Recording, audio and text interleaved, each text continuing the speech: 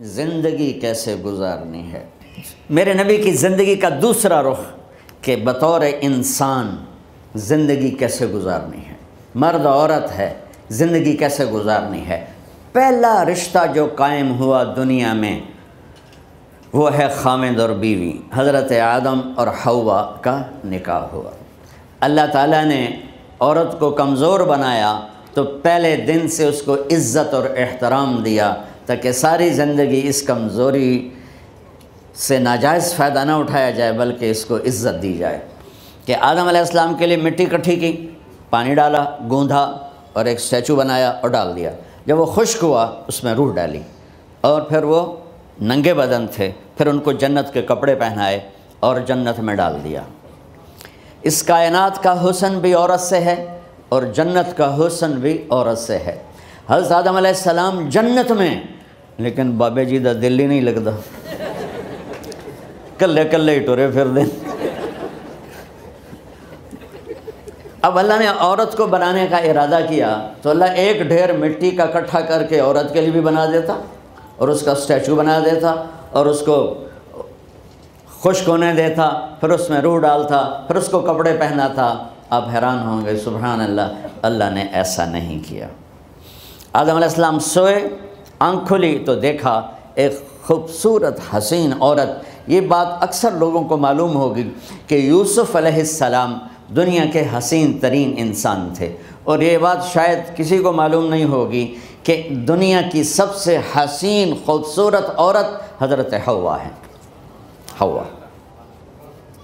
جن پر بڑھاپا آیا ہی نہیں، 1000 سال کے قریب زندگی گزاری، بڑھاپا نہیں آیا۔ حضرت آدم اور حوا قریب قریب عمر تھی۔ حضرت آدم کی عمر تو کتابوں میں مل جاتی ہے 1000 برس، لیکن حضرت حوا کی عمر کتنی تھی یہ کہیں پڑھنے کو ملا نہیں، اس لیے میں اندازہ کرتا ہوں کہ قریب قریب ہوگی۔ بڑھاپا نہیں آیا، بیماری نہیں آئی، اور حضرت حوا کو مینسز بھی نہیں آتے تھے۔ یہ عجیب بات آپ کو بتاؤں، اللہ نے اتنا جنت کا ان کے اندر نمونہ رکھا۔ تو جب حضرت آدم کی آنکھ کھلی تو دیکھا ایک حسن کا پیکر، انہوں نے تو جنت ہی بھول گئی۔ کہنے لگے یا اللہ ہن دل ٹھریا جا کے، یا اللہ کون ہے؟ کہ تیری بیگم۔ کہ واہ جی واہ، موجاں ہی موجاں۔ تو اللہ تعالیٰ نے نکاح پڑھایا۔ سبحان اللہ، اپنے نبی کی شان دوبارہ سنو۔ تو اللہ نے کہا آدم اپنی بیگم کا مہر ادا کرو۔ تو وہ پوچھنے لگے کیا مہر ہے؟ دیکھو ایک بات سنو، مہر کسی کی بیٹی کی قیمت نہیں ہوتی۔ $1 ہو یا $1 ٹریلین ہو، بیٹی کی کوئی قیمت نہیں ہوتی۔ یہ ایک نشان ہے کہ اس بچی پر اب یہ جو خامد ہے وہ موت تک خرچہ اس کے ذمہ ہے، بیوی کے ذمہ خرچہ نہیں ہے۔ خامد کما کے لائے گا اور اپنی بیگم کو کھلائے گا، اور بیوی گھر کی ذمہ داری نبھائے گی۔ تو خیر وہ الگ بات چلی جائے گی۔ اللہ تعالیٰ نے کہا کہ مہر ادا کرو۔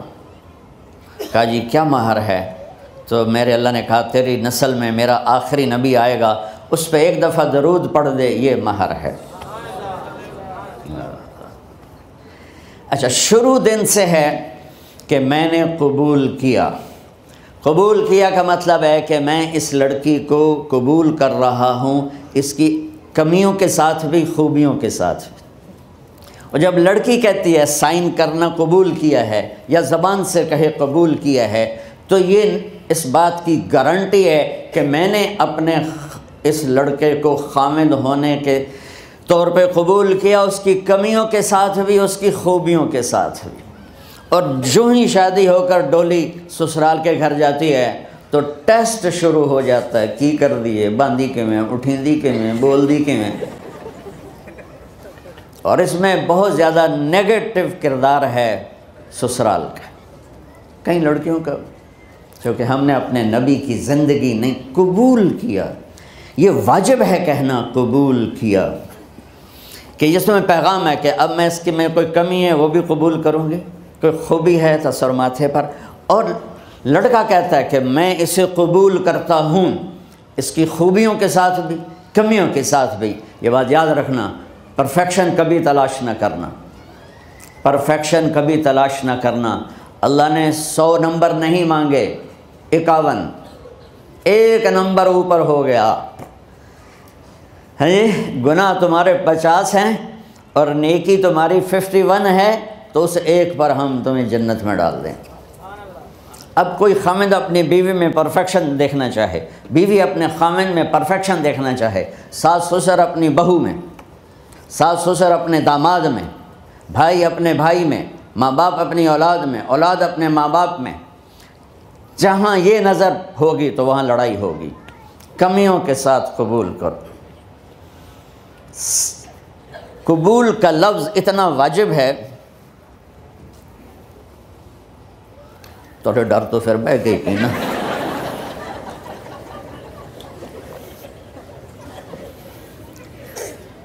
قبول کا لفظ اتنا ضروری ہے کہ اس کے بغیر نکاح ہی نہیں ہوتا۔ میں یہ کئی جگہ لطیفہ سنا چکا ہوں، اور واقعی قصہ بھی ہے، ایسے لطیفہ نہیں ہے۔ میرے دوست ہیں، ذمہ دار ہیں اچھے، تو ان کے گاؤں کا ایک بچہ چھوٹی عمر میں بسوں پہ جا کے نا وہ جاب پہ لگ گیا۔ تو اس کا کام ہوتا ہے بس کو صاف کرنا، ڈرائیور کو چائے پلانا، اور جہاں کہیں رش ہو تو اس کو ڈائریکشن دینا، استاد جی کٹ لو، استاد جی آن دیو، استاد جی جان دیو۔ تو یہ اس کا محاورہ بن جاتا ہے۔ اب اس کا نکاح ہوا تو مولانا صاحب نے کہا بھائی عبد الرحمن، میں فرضی نام لے رہا ہوں، نام مجھے اس کا یاد نہیں، عبد الرحمن زینب بنت اسلم نو تیرے نکاح دیتا 500 مہر تو قبول کیتا؟ تھوڑی دیر سوچ کے کہندا جی آن دیو۔ اس نے ساری زندگی آن دیو ہی سیکھا تھا۔ تو اس کے بھائی نے اس کو کوئی نہیں ماری، تو کہنے لگا جی جان دیو۔ مولانا صاحب نے کہا آن دیو جان دیو نال کم نہیں بننا، تو آگا میں قبول کیتا۔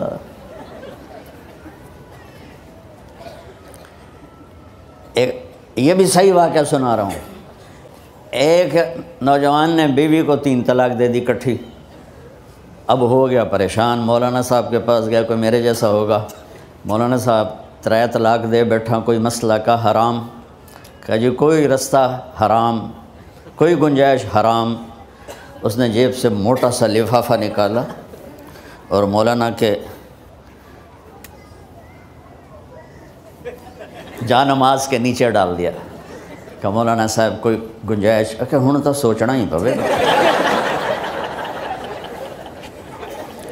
کی آکھیا آئی تو اپنی بیگم نو؟ اس آکھیا جی میں آکھیا ہی 3 طلاق۔ اس آکھیا مبارک ہوئے طلاق نہیں ہوئی۔ میں آکھیا جی او کیویں؟ آکھے او جڑا یہ طلاق ہے عربی دا لفظ، اس سے چاکھنا پمدا ہے طلاق۔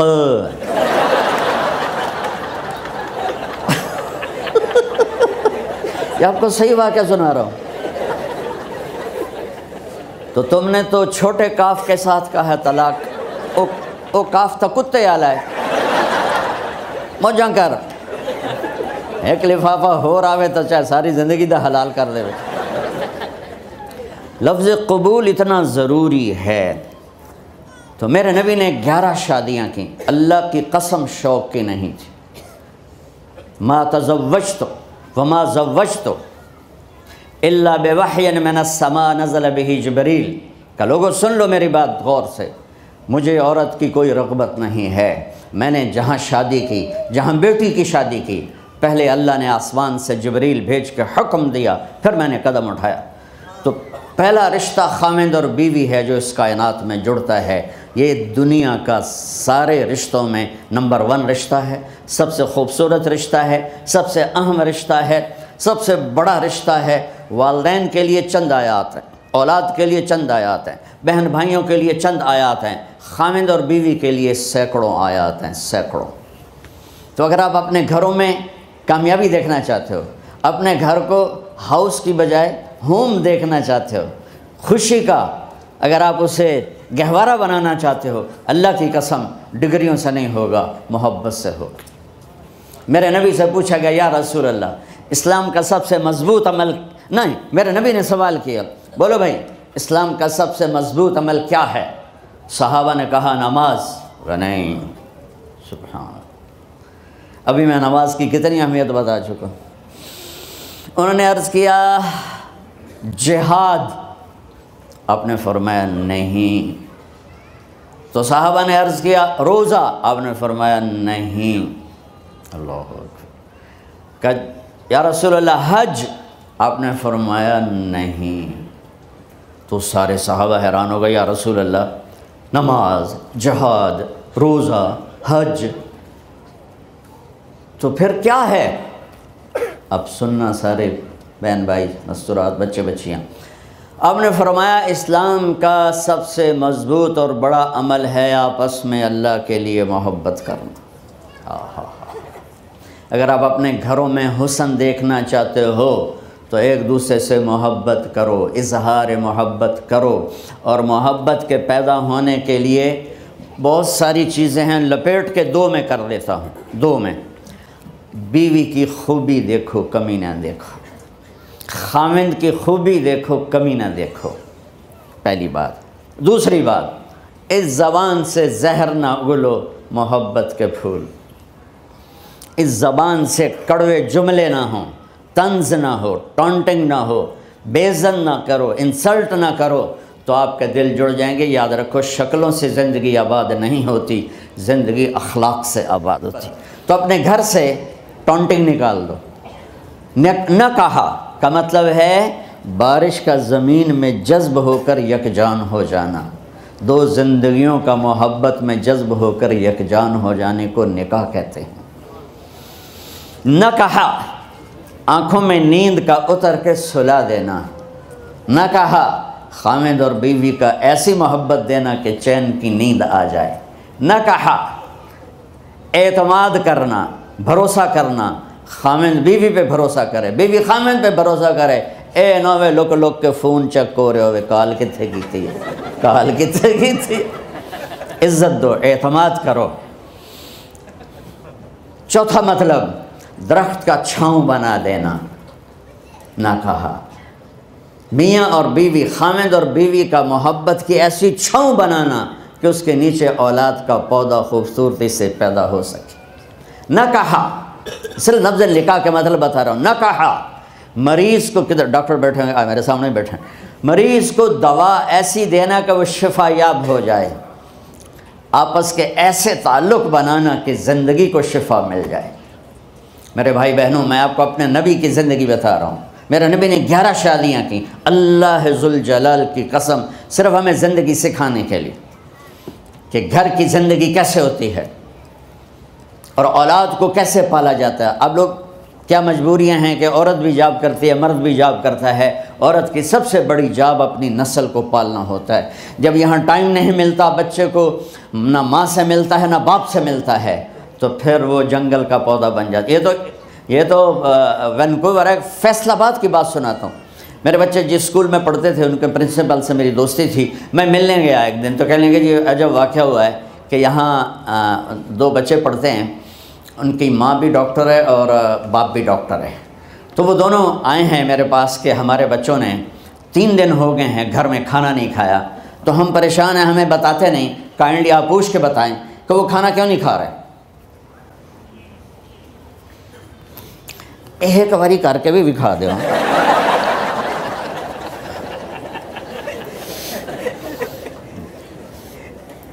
ہمارا دین اتنا خشک نہیں، ہمارے مولوی صاحبان نے زیادہ خشک بنا دیا۔ تو انہوں نے دونوں بچوں کو بلایا، سننا سارے فیملیز بیٹھے ہو جہاں میں فیملی کی زندگی کو فوکس کر کے نبی سے جوڑ کے بتا رہا ہوں، طارق جمیل کے تجربے نہیں بتا رہا۔ دونوں بچوں کو بلایا، بیٹا آپ کھانا کیوں نہیں کھا رہے؟ کہا جی ہم اپنے ممی اور بابا کے سامنے نہیں بتائیں گے۔ تو انہوں نے دونوں کو باہر بٹھا دیا، پھر پوچھا اب بتاؤ کیا مسئلہ ہے؟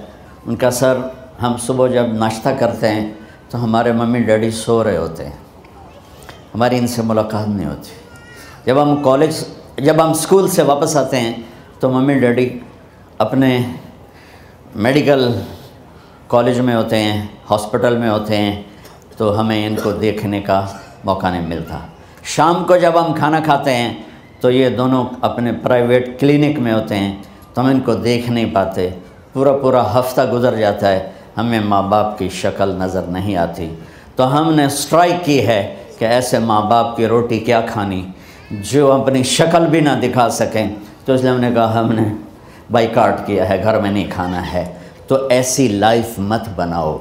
یہاں ایک بہت بڑا چکر شیطان دیتا ہے، بڑی گاڑی لے لو، $100 کی قسط تو ہے، اور بڑا گھر لے لو، $200 یا $100 کی قسط تو ہے، پھر میاں بھی کام کرے، بیوی بھی کام کرے، جو کہ بڑا گھر باقی رہے، تو خوشیاں تو مٹ گئیں۔ جو ڈبل جاب کرے گا، پھر ڈبل جاب کرتے ہیں، ڈبل جاب کرنے والا بیچارہ تھکا ہوا ذہن لے کے آتا ہے، وہ کیسے ٹائم دے گا اپنے بچوں کو خوشی کے ساتھ؟ جو ماں جاب کر کے آئے گی، پھر کھانا پکائے گی، وہ جب اتنی تھک جائے گی تو اپنے بچوں کو کھلا ٹائم کیسے دے سکے گی؟ پوری کائنات کی ذمہ داری تھی میرے نبی کے سر پر، اور آپ اس کے باوجود روزانہ حسن حسین کے لیے وقت نکالتے تھے۔ اور انہوں کو آ کر کوئی لیکچر نہیں، دیکھو ماں باپ سے ایک بات کرتا ہوں، لیکچر تھوڑا دو، محبت زیادہ کرو، یہ نہ کرو، یہ کیوں کیا، یہ کرو، یہ کرو، یہ چھوڑ کر صرف سینے سے لگاؤ، پھر محبت دو، کمیوں سمیت بچوں کو قبول کرو، ان کی زندگی تبدیل ہو جائے گی۔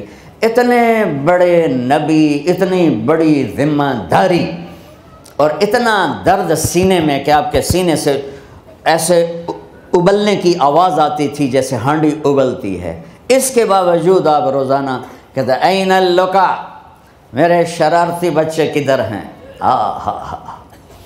تو وہ بھاگے بھاگے آتے، دیکھو میں فزیکل کر کے بتاؤں گا تاکہ آپ کو پتہ چلے زندگی کیسے گزاری، کہ میرے شرارتی بچے کدھر ہیں؟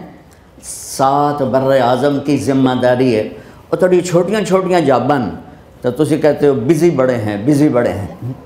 میرے نبی پہ 7 بر اعظم کے انسانوں کی ذمہ داری ہے، اور آخری آنے والے انسان تک کی ذمہ داری ہے۔ اس سے بڑی جاب کس کی ہوگی کائنات میں؟ اور پھر آپ روزانہ آتے ہیں این اللقا، میرے شرارتی بچے کدھر ہیں؟ تو حسن حسین بھاگے بھاگے آتے، آپ ان کے لیے یوں ہو جاتے تھے، آؤ بھائی میری کمر پہ چڑھ جاؤ۔ اپنے نبی کی عظمت کو جانو کہ انہوں نے زندگی کیسے سکھائی۔ چاند کے 2 ٹکڑے کر دینا کوئی معمولی بات ہے، آسمان چیر کے چلے جانا معمولی بات ہے، ایک زندگی سکھا کے جانا سب سے بڑی بات ہے۔ کتنی اولادیں برباد ہو گئی ماں باپ کی وجہ سے، کتنے گھر اجڑ گئے ساس سسر کی وجہ سے، کتنے گھر اجڑ گئے لڑکی کے بدتمیز ہونے کی وجہ سے، کتنے گھر اجڑ گئے لڑکے کے شرابی اور باہر کی گندگی کی وجہ سے۔ زندگی سیکھو۔ یہ اتنے بڑے نبی ہو کر آپ یوں ہو رہے ہیں جیسے میں نے آپ کو کر کے دکھایا، دونوں کو اوپر بٹھا لیتے اور کمرے میں چکر لگاتے تھے، پھر یوں کر کے پوچھتے تمہارا اونٹ کیسا ہے، پھر دونوں کو اتار دیتے اور اپنی نواسی زینب جن کو حضرت علی کی وراثت ملی، کس کی؟ علم کی، فصاحت اور بلاغت کی، ان کو کمر پہ بٹھا لیتے اور اکیلی زینب کو پورے گھر میں چکر لگواتے تھے۔ اور بھی دکھ ہیں زمانے میں محبت کے سوا، راحتیں اور بھی ہیں وصل کی راحت کے سوا، کیا صرف کمانا ہی کام ہے؟ ادھار کی زندگی سے بچو، خوش و خرم رہو، اس کو قسط دینی ہے، یہ قسط دینی ہے، یہ قسط دینی ہے، یہ دینی ہے، سر میں درد نہیں ہوگا تو اور کیا ہوگا؟ تو آپ اتنے بڑے عظیم ہو کر وقت نکال رہے ہیں۔ اور حضرت ابو ہریرہ فرماتے ہیں میری آنکھوں نے دیکھنا سارے کہ آپ نے کبھی حسن کبھی حسین یہاں جیسے مائیں کرتی ہیں ادھر کھڑا کیا ہوا ہے اور جھولا جھولا رہے ہیں ایسے، اور ان کے دونوں ہاتھ پکڑ کر کہہ رہے ہیں آ جاؤ اوپر، آ جاؤ اوپر، آ جاؤ، آگے پہاڑی ہے، اوپر آ جاؤ، آگے پہاڑی ہے۔ تو ایسے ایسے آتے اور اوپر آؤ، وہ یہاں آ جاتے، آگے آؤ، وہ یہاں آ جاتے، آگے آؤ، وہ یہاں آ جاتے، تو پھر آپ یوں ہو جاتے، آگے آؤ، تو چڑھتے چڑھتے یہاں آ جاتے، یہاں وہ یہاں آ جاتے، تو آپ ان کے ہاتھ فکس کر کے آگے بڑھ کر ان کے ہونٹوں کا بوسہ لیتے اور کہتے یا اللہ میں ان سے پیار کرتا ہوں، تو بھی ان سے پیار فرما۔ بھائیو اللہ کی قسم، پیسے سونے چاندی سے زندگی میں خوبصورتی نہیں آتی، نبی کی غلامی سے زندگی میں خوبصورتی آتی ہے۔ اتنے بڑے نبی ہیں اور حضرت عائشہ سے کہہ رہے ہیں دوڑ لگائیں۔ یہاں کسی مولانا سے پوچھو اپنی بیوی سے کبھی کہا اس نے کہ دوڑ لگائیں؟ الٹا سوٹا لے تو کھلو جائے گا۔ عائشہ دوڑ لگائیں، اور واپسی کہاں سے ہو رہی ہے؟ دوڑ کہاں لگا رہی؟ جہاد کے سفر سے واپسی ہو رہی ہے۔ اور آپ نے اپنے صحابہ سے کہا سب آگے چلے جاؤ۔ جب سارے آگے چلے گئے اور کوئی نظر نہیں آ رہا تو آپ نے کہا عائشہ آؤ دوڑ لگائیں۔ تو حضرت عائشہ کہتے ہم نے دوڑ لگائی تو میں آگے نکل گئی، اللہ کے نبی پیچھے رہ گئے۔ کچھ سال گزرے تو پھر ہم سفر سے واپس آ رہے تھے تو آپ نے صحابہ سے فرمایا سب آگے چلے جاؤ، چلے گئے۔ آپ نے کہا عائشہ دوڑ لگائیں؟ میں نے کہا جی لگائیں۔ کہ ان دنوں میں ذرا موٹی ہو گئی تھی تو پھر اللہ کے نبی آگے نکل گئے، میں پیچھے رہ گئی۔ تو آپ نے کہا عائشہ ہذہ بتلک، آج تو اور میں برابر